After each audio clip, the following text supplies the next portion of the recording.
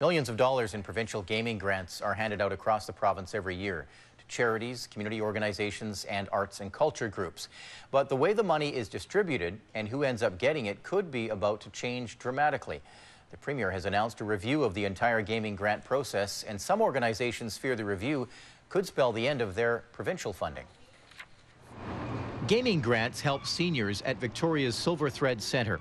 The money is used for an employment program and to assist seniors experiencing early dementia.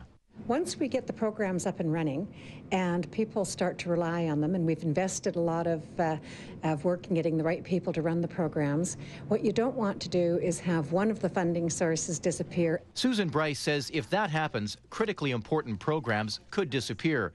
That's why Silver Threads is being proactive by establishing a more formalized approach to seeking funding from a variety of sources. It is a way for us to keep our programming more sustainable if we've got multi-sources of funding for any of these critical programs.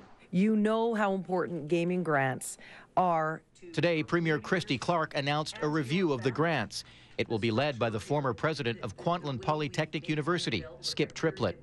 We want British Columbians to tell us what they think will work best for their communities and for their families. What I've been asked to do is to develop options that will provide the service organizations with a lot of clarity, a lot more clarity than they have now. The review will cover grant eligibility, the application process, current legislation, as well as the province's funding formula.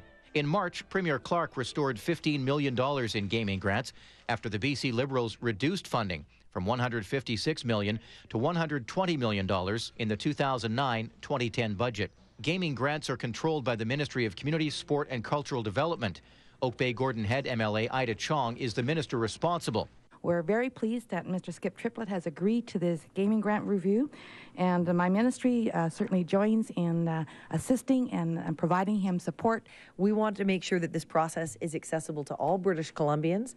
People will be able to submit formal submissions if they choose. You can offer your perspective online at communitygaminggrantreview.gov.bc.ca. A final report is due by October 31st of this year.